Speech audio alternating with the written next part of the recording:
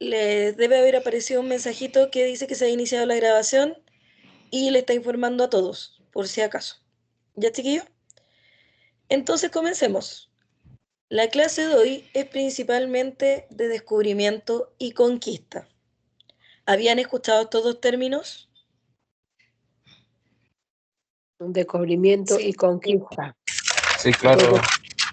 Descubrir y conquistar América. Exacto. Pero en este contexto nos vamos a encontrar con que es la llegada del hombre europeo o del español a América, ¿ya? Por lo tanto, vamos a ver distintas etapas de cómo fue este proceso, desde la llegada, desde el contexto de España, desde el contexto europeo, para poder ir avanzando, ¿ya? Entonces, entender que el proceso de descubrimiento y conquista es la llegada del hombre europeo a América y donde se comienza a expandir el hombre europeo y a conquistar territorios, ¿ya? Por eso se llama esto descubrimiento y conquista. Entonces, lo primero que tenemos que saber es que Europa estaba en esos momentos en un problema. Y este problema tiene que ver con que se habían bloqueado las rutas comerciales. Por lo tanto, España y los países europeos estaban buscando nuevas rutas comerciales que lo llevaran a India y a China. ¿Por qué? Porque India y China principalmente exportaba joyas, exportaba eh, especias, estamos hablando como la canela, el clavo de olor, cosas que para nosotros hoy en día son sumamente normales, pero había cortado los turcos esta ruta comercial, lo que había provocado que este tipo de productos escasearan en Europa, principalmente en los países como España, Holanda, Francia, Inglaterra, ¿ya? Entonces, ese es el contexto. Europa estaba buscando nuevas formas de llegar a China y a India para poder obtener estas especies. Si van teniendo alguna duda, me levantan la manito, ¿ya? Entonces, habían otro tipo de causales que en este caso tenían que ver con lo político-religioso. ¿Por qué? Porque en esta época el Estado, estamos hablando de la corona española, la corona inglesa, estaban muy ligadas a la religión. Por eso es que se habla de los reyes católicos. Entonces, la política estaba muy ligada a la religión, ¿ya? Entonces, lo que se necesitaba era que los reyes, aparte de expandir los territorios del país, también tenían que evangelizar. Si era España, evangelizaban católicos. Si era inglés, evangelizaban lo que vamos a conocer como la iglesia anglicana, ¿ya? O la iglesia de Inglaterra. Entonces, en esta búsqueda van a aparecer distintos exploradores. ¿Por qué? Porque desde la Edad Media y a partir del Renacimiento, estos investigadores, vamos a decirlo de esa forma, buscaban esta ruta y buscaban expandir el conocimiento, buscaban expandir la forma de pensar, la forma de ver el mundo. Entonces ellos ya teorizaban con que el mundo no era plano, sino que el mundo era esférico y que si salían de Europa hacia allá y daban la vuelta al mundo, se iban a encontrar con China y con India. Por lo tanto, tenían la posibilidad de otra ruta comercial que no fuera a través del continente, porque los turcos habían bloqueado esto. Entonces, los europeos, dentro de lo que es esta mentalidad, que era lo que le mencionaba, este hombre de aventura, este hombre explorador, rompen estos parámetros y van a investigar, ¿ya? Un momento, estoy admitiendo a uno de sus compañeros.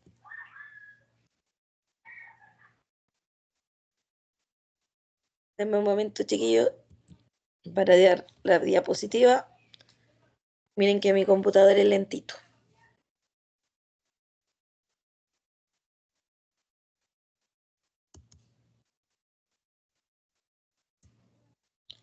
Ya, otro de los factores que nos vamos a encontrar en esta época tiene que ver con los avances científicos. Y cuando hablamos de avances científicos nos referimos principalmente a la tecnología de la época. Por ejemplo, la forma de transporte. En este caso vamos a encontrar las carabelas. La brújula también es otro de los objetos tecnológicos que nos va a marcar hacia dónde está nuestro norte o nuestro sur, dependiendo en qué polo nos estemos ubicando. El astrolabio nos marcaba la ubicación de dónde estábamos con virtud a dónde estaban las estrellas. Por lo tanto, la carabela nos llevaba, la brújula nos decía hacia dónde estábamos y el astrolabio nos ubicaba dónde teníamos el punto de partida y a dónde llegar. Entonces, este tipo de tecnología va a permitir que se comience a expandir el hombre europeo y que salga del continente europeo, la verdad. ¿Ya?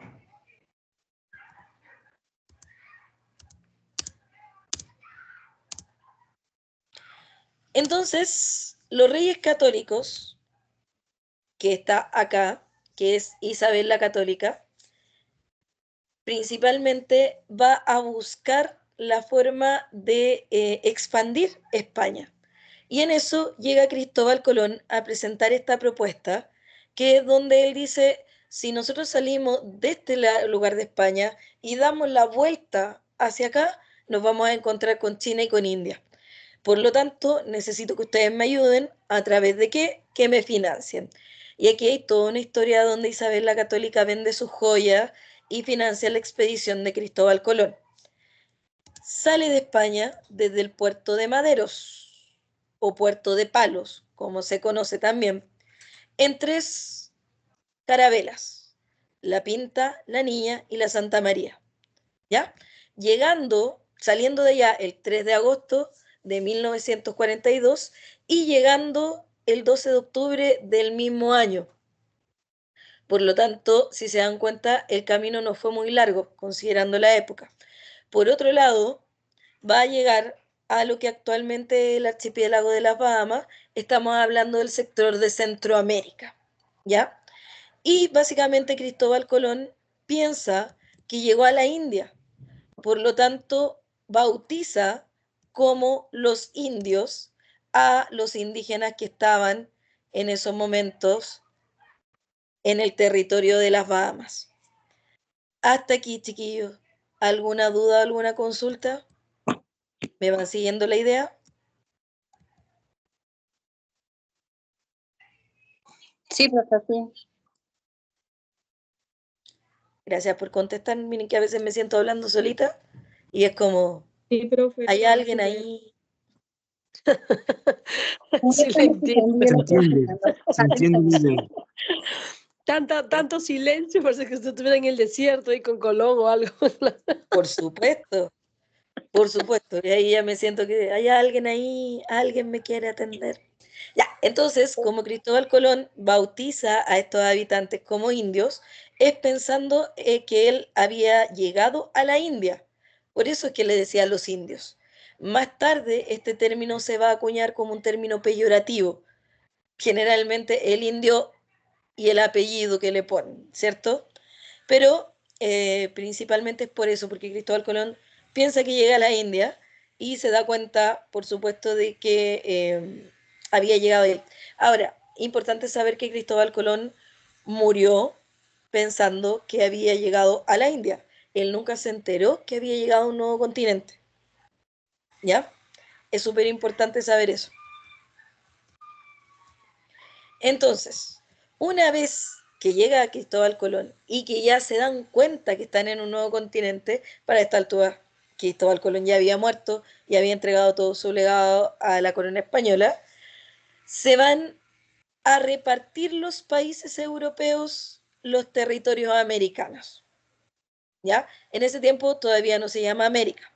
Van a haber 2 tratados importantes.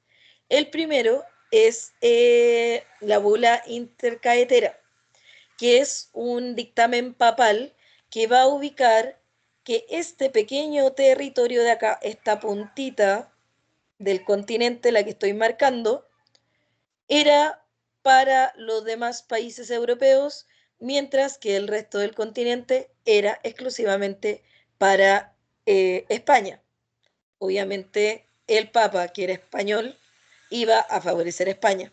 Más tarde se va a firmar el Tratado de Tordesillas, un año más tarde, donde va a dejar parte de Brasil y esta colita que es más grande para específicamente Portugal y el resto del continente para América. Ahora, técnicamente el hombre español más o menos conquistó hasta aquí. ¿Por qué? Porque Inglaterra viajó directamente hasta acá. Y es por eso que vamos a tener donde en el extremo norte de nuestro continente se habla inglés, está Estados Unidos y Canadá, que fueron fundados por los ingleses, mientras que de México hacia abajo fue dominado principalmente por españoles y el Brasil por portugueses. ¿Ya? Súper. Entonces, hay que entender otra cosa. Las empresas privadas existen desde siempre. Cuando un español, un hidalgo, quería venir a América, tenía que financiarse solito. Ahora, si bien se financiaba solo, venía con una carta que lo autorizaba de cualquiera de estas coronas, pero técnicamente se tenía que financiar solo, independiente de que viniera en representación de la corona española, de la corona holandesa, de la corona inglesa o de la corona de Portugal, ¿ya?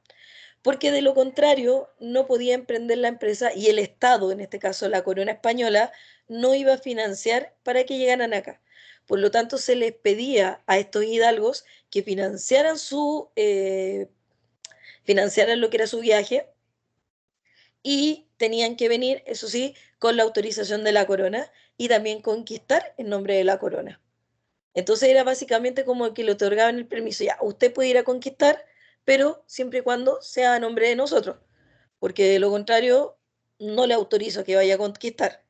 Y todo lo que usted saque en provecho lo voy a terminar obteniendo nuevamente como corona española, ¿ya? Por eso era importante lo que vamos a conocer como las capitulaciones, que eran estas cartas documentos que cuando llegaba el español las leía que en nombre del rey de España esta tierra era ahora parte del Imperio Español, ¿ya? Profe, pero ellos, la esta española, agarraban pedacitos de lo que ganaban. Por supuesto, ni tonto ni Digo, perezoso. sí. Recordemos que son 2 meses de viaje entre España y América, pero eso es solamente el viaje por mar. Entonces, al final, por ejemplo, en llegar a Cusco, a Perú, tenían que llegar y eran por lo menos otros 2 meses de viaje a caballo, o a mula o a burro. Por lo tanto, si bien el español cobraba distintos tipos de impuestos, al final era muy relativo lo que llegaba a la corona española. Era harto, pero no era la total ganancia de los que estaban acá. Por algo muchos de ellos se hicieron millonarios y no quisieron volver a España porque aquí tenían tierra, tenían oro, tenían esclavos que iban a ser los indígenas y las personas afrodescendientes. Entonces no les convenía volver a España donde en España eran nada. Así que harto provecho se sacó. ¿Alguna duda? No, profe, no. No, No, nada. no. Ya, vamos a hacer una mini pausa. Veamos cuántos españoles hay acá. ¿Apellido Hidalgo? ¿Ninguno? Yo, nada. Ya, bueno, usted lo más probable es que sea descendiente de algún español, porque Es que sí. Hidalgo Cerca. es una palabra española que llega y se le nombraba Hidalgo como una especie de caballero. Pero si fuera así, la mayoría somos españoles, pues somos descendientes de los Descendiente, españoles. descendiente. De hecho, sí, la mayoría de América. Lo vamos a ver un poco más adelante con el asunto del mestizaje, pero técnicamente la mayoría de nosotros somos mestizos descendientes españoles. ¿Cómo lo podemos ver? En algunos rasgos fenotípicos. Por ejemplo, las personas que tienen los pómulos un poquito más entrados, no tan abultados, las narices grandes, son generalmente rasgos fenotípicos españoles. Y nosotros los que somos más oscuritos, Mestizo. Miren, cuando lleguemos a esa materia, se van a dar cuenta que depende de su color de piel, era el gran rango social que ocupaban. Mientras más oscurito, menos rango social. Que lamentablemente, si lo vemos en cuanto a lo que es la sociedad actual, lamentablemente sigue habiendo ese prejuicio. La mayoría Mientras somos más mulatos. rubiecito sea, La mayoría somos mulatos y sambo. sí, aunque hay una gran cantidad de mestizos, insisto, ¿ya?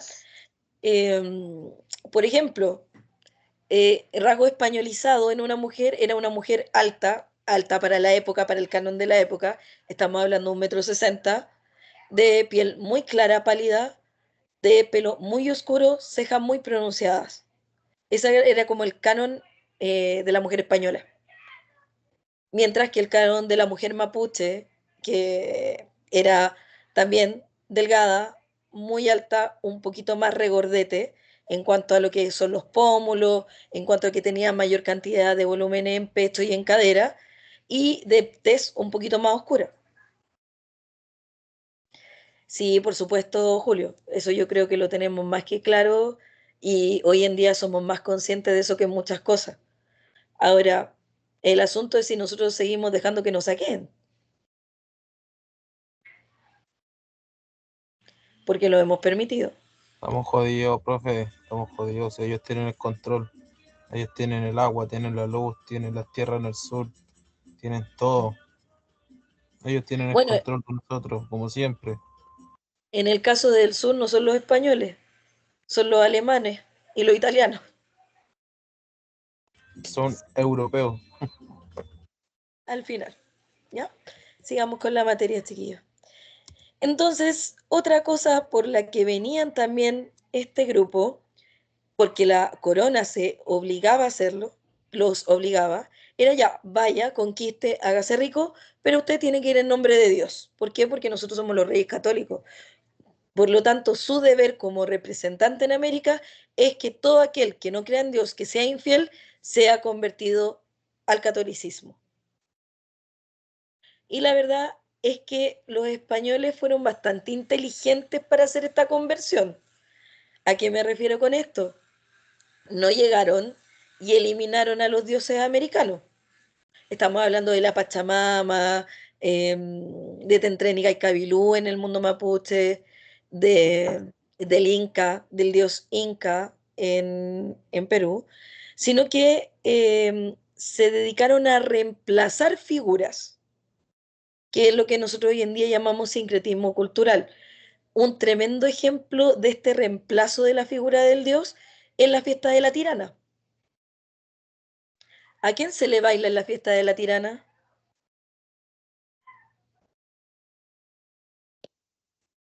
¿A la Virgen?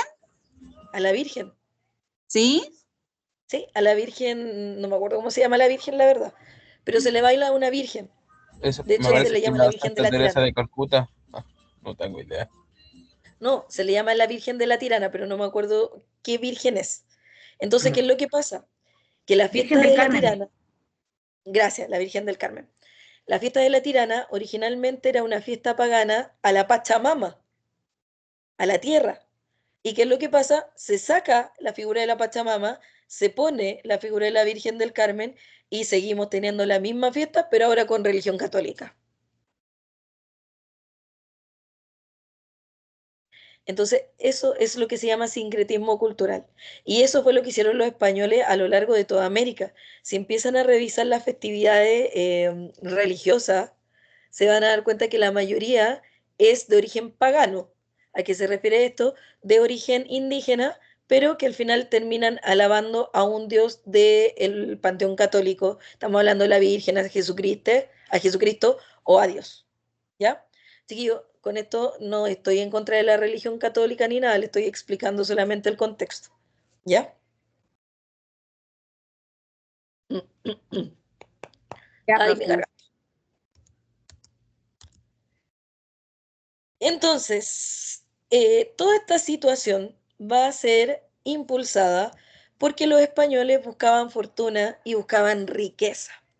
Entonces, cuando se empiezan a mover desde las islas de las Bahamas, estamos hablando del Caribe, hacia el continente, escuchan hablar de una ciudad de oro, que es una ciudad azteca, El Dorado, ¿ya? Eh, y a partir de eso empiezan a darse cuenta de que aquí hay grandes cantidades de oro y de plata, por lo tanto con esto se pueden hacer millonarios más rápido, porque muchos de ellos venían a conquistar tierras, pero no sabían con toda la riqueza que se iban a encontrar específicamente en oro, plata y otros minerales, ¿ya? Y por supuesto, mucho menos pensaron que se iban a encontrar con civilizaciones tipo imperiales como los aztecas en Centroamérica y los incas en el Cono Sur. Nunca lo pensaron, porque para ellos la visión del hombre americano eran un grupo de personas de bárbaros, como ellos veían también a asiáticos y a hindúes. Entonces ellos pensaban que aquí solamente habían bárbaros, ¿ya? Y nos vamos con la conquista de, en este caso, México. Este caballero que tenemos acá se llama Hernán Cortés y llega en 1519, ¿ya?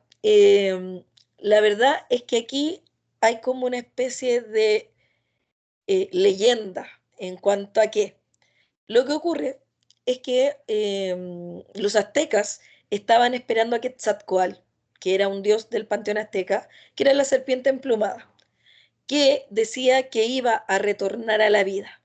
Entonces, cuando llega Hernán Cortés, los aztecas pensaron que era Quetzalcóatl, más considerando que llegaron a caballo, y el caballo en América no existía. Por lo tanto, se van a encontrar con este hombre que para ellos no es un hombre, es divino, es la serpiente emplumada, es Quetzalcóatl.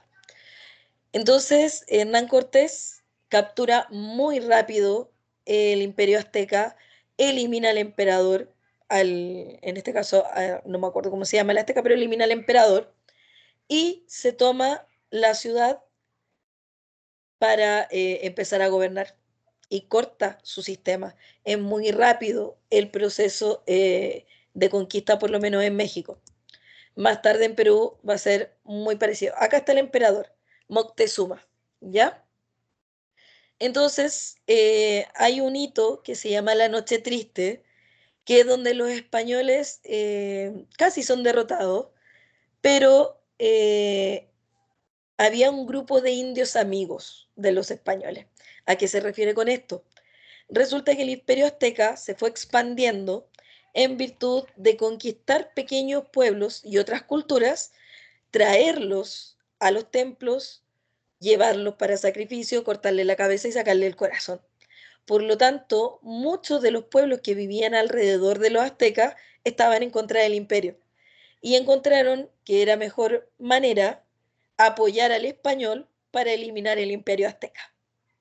Por eso es que la toma de, en este caso, de la ciudad en México fue tan rápida, porque no solamente fue acompañada por españoles, sino que también fue acompañada por muchos poblados que estaban en contra de cómo los aztecas administraban el lugar.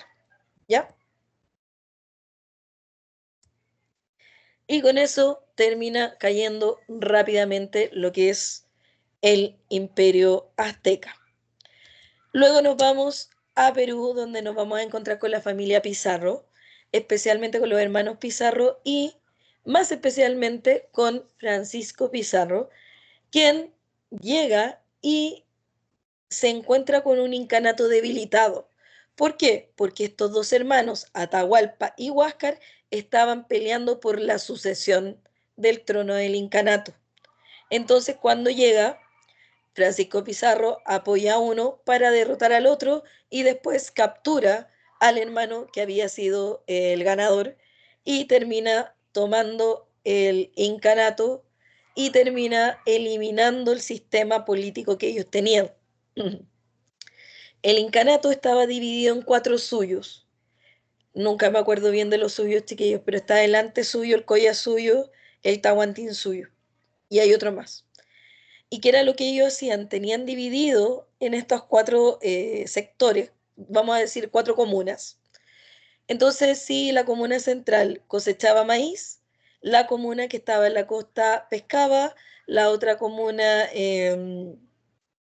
qué sé yo, cultivaba papas y la otra comuna proveía de madera. Entonces, cada comuna tenía que dividir esto, mandar la mitad al incanato y una porción a cada uno de los otros suyos y se quedaba con su porción. Por lo tanto, había un sistema reciprocitario redistributivo, donde si alguno de los suyos en algún momento tenían un problema, por ejemplo, que no tuvieran alimento, el incanato mandaba esto para que ese poblado no estuviera desprovisto de comida. Al llegar Hernán Cortés, perdón, Francisco Pizarro al poder, corta ese sistema y todo el incanato entra en una situación de crisis porque cortó el sistema económico.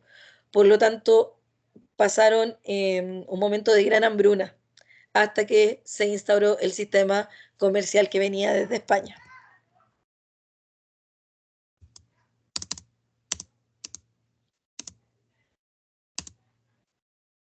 O esto más que nada lo que él estaba comentando. Al final termina asesinando a Atahualpa y queda a cargo de. Chiquillo, hasta aquí, ¿alguna duda, alguna consulta? No, profe, está todo clarito. Ya, les recuerdo que terminando la clase, les mando la clase grabada y también les mando el material, ¿ya? Y nos vamos con la parte de la conquista. Ya llegaron los descubridores, que, bueno, son varios, entre ellos Cristóbal Colón, Francisco Pizarro, Hernán Cortés, mucho antes Américo Vespucio y otros más. Y nos vamos a lo que es el proceso de descubrimiento, ¿ya? Importante saber, chiquillos, que toda América está en este proceso desde el año 1500. Desde el 1492 en adelante nos encontramos en un proceso de descubrimiento y conquista. Y Chile, por supuesto, que no está exento de esto.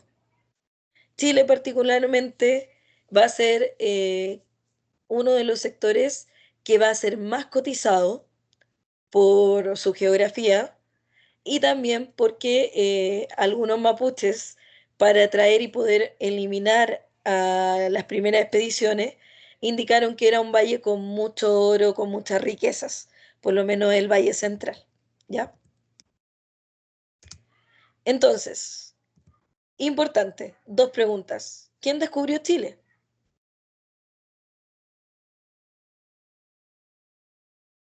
¿Alguna idea?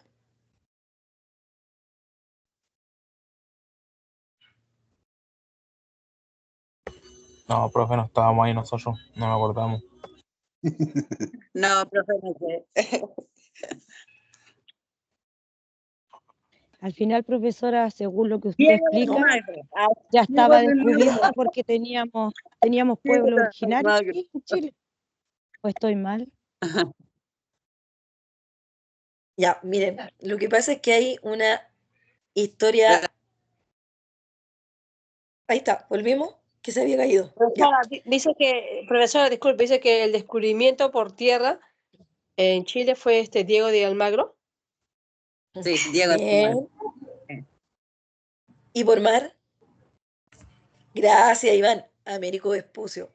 Pero incluso antes de Américo Vespucio, nos encontramos con el nombre de un canal en el extremo sur de Chile. ¿Cómo se llama ese canal? Es el tiempo de colegio, no me acuerdo. El Estrecho de Magallanes. Originalmente, el primero que pisa tierra chilena y que pasa por aquí es Magallanes, Hernán de Magallanes. Entonces, ¿el que descubrió Chile fue Magallanes? ¿Dice usted? ¿O dice la El historia? primero. No, es lo que está en las crónicas. Es el primero en llegar acá. Ahora, después estamos hablando del extremo sur de Chile. Después, más ¿Cómo se llama? tarde, Perdón, profe, ¿cómo se llama el hombre que llegó? O sea, que descubrió Chile. ¿Diego de Almagro o no? no, Magallanes, estamos ¿qué dice? hablando del extremo sur de Chile. Magallanes, Fernando, siempre se me olvida el nombre y le cambio el nombre al pobre, pero es de apellido Magallanes. Es Hernán de Magallanes, ¿no? ¿Hernando o Hernán? Siempre Yo le creo que cambio. Hernán. Hernando, creo que es Hernando. Hernando. Hernando de Magallanes es, Hernando de Magallanes. No es Hernando Magallanes, sino es Por Hernando de eso es que al estrecho Magallanes. se le pone el estrecho de Magallanes. ¿Ya? Pero eso es el extremo sur. Nos vamos al otro lado, al extremo norte. Y ahí nos vamos a encontrar con dos españoles bien específicos. Miren, me voy a detener poquito acá porque es lo mismo que ya expliqué. ¿A qué venían a Chile? A conquistar territorio, a buscar riqueza, a tener el poder económico, a dominar y a evangelizar. Lo mismo que hicieron en toda América. ¿Ya? Pero nos vamos a encontrar con que primero, el que va a hacer la ruta, chiquillos, por favor, el micrófono.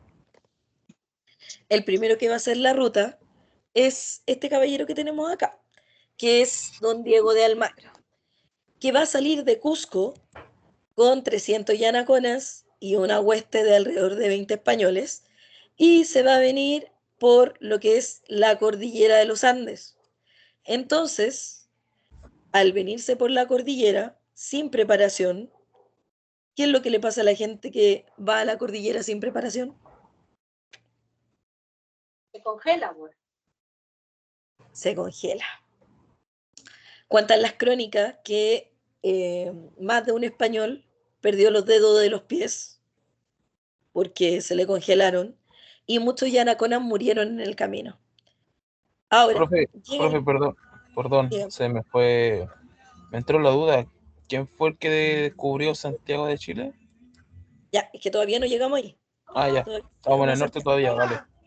Estamos con la primera ruta. Entonces llega al Valle Central, que es al Valle de la Concagua, que hoy en día sería lo que es Quintero, parte de Valparaíso, donde está Putaendo, por ese sector.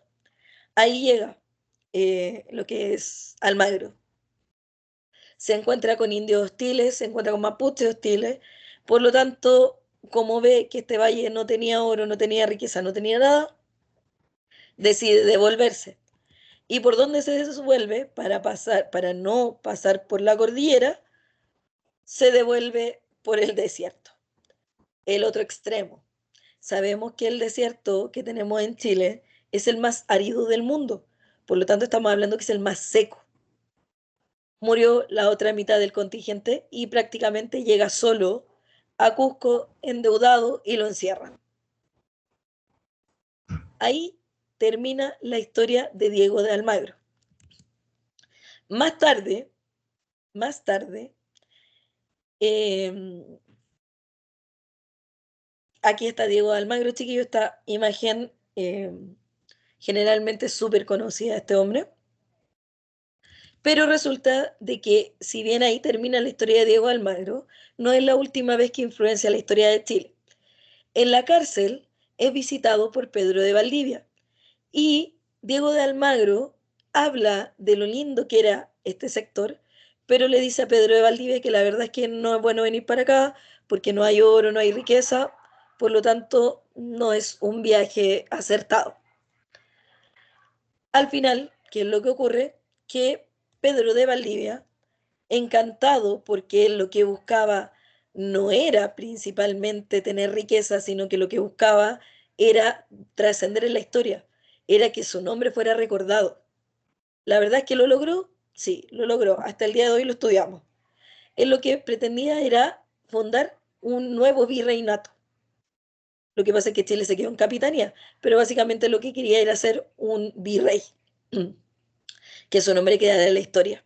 Eso era lo que él buscaba, ¿ya? ¿Lo logró? Ustedes me dirán si sí o no. Yo personalmente creo que lo logró. Hasta el día de hoy lo vemos en los libros.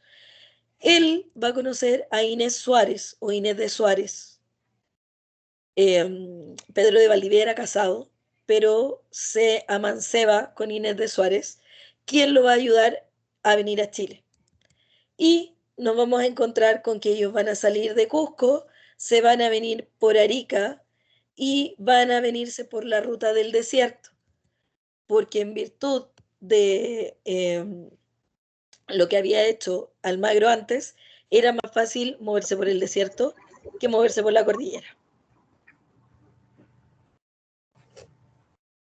¿Y esto por qué? Tiene su razón de ser. Resulta que Inés de Suárez se le decía que era bruja porque ella podía encontrar agua, pozos de agua. Entonces, ayuda en el proceso a encontrar agua en el desierto. ¿Ya? Por eso es uno de los motivos que Pedro de Valdivia trae a Inés de Suárez a lo que va a ser más tarde Chile. Va a llegar al Valle Central y en el año 1541, específicamente el 12 de febrero, va a fundar la ciudad de Santiago. ¿Cómo se llama la mujer que se mete con hombre casado? Amante. ¿Cómo se llama la mujer que se mete con hombre casado? Amante. ¿Por qué te duele tanto? ¿Qué pasó ahora? No, estaba escuchando la conversación de sus compañeros. Chiquillos, apaguen el micrófono, por favor.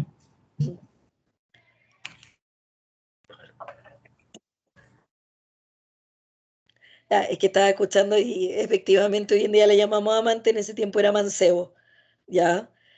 Ahora también, no es por justificar a Pedro de Valdivia, pero llevaba separados sus cuantos años.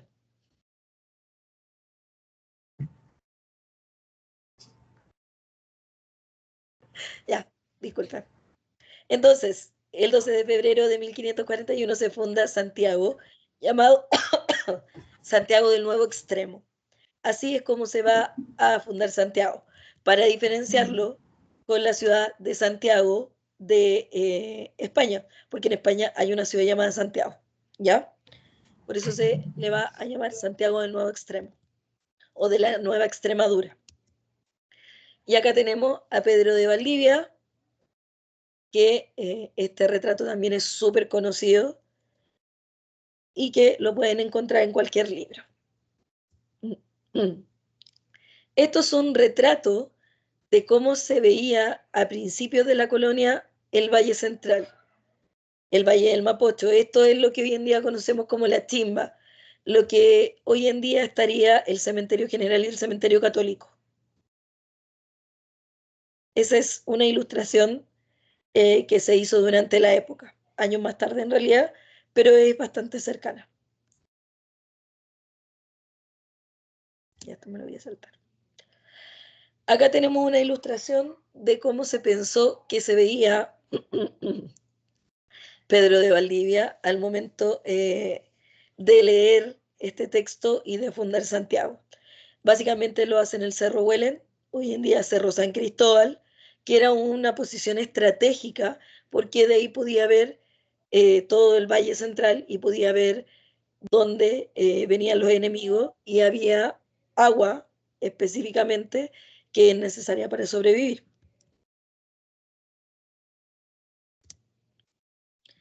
¿Dudas? ¿Consultas?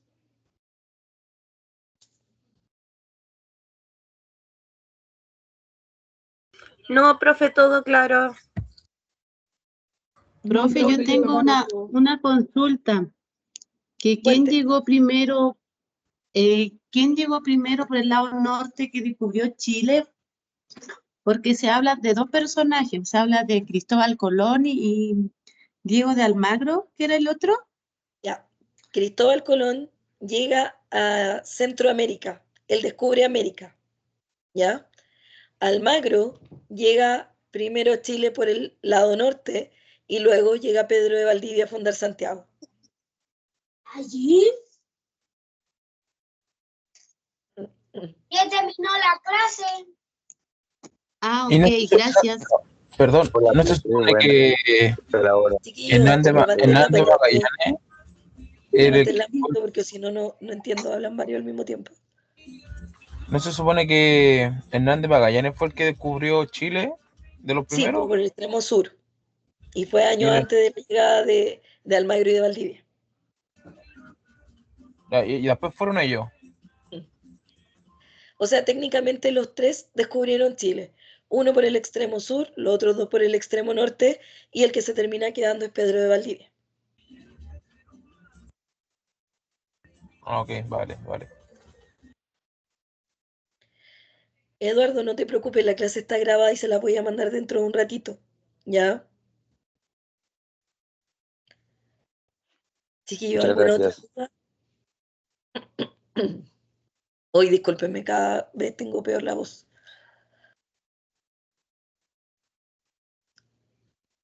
¿Ninguna duda hasta acá? Profesora, disculpe. No, profe. Dígame.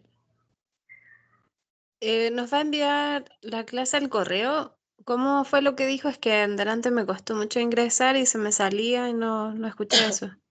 No se preocupe. La voy a enviar al chat y también se la envío a la coordinadora junto con la clase grabada para que ustedes la tengan en el WhatsApp. Ya, gracias. Ya, chiquillos, deme un momento. Voy a detener la grabación.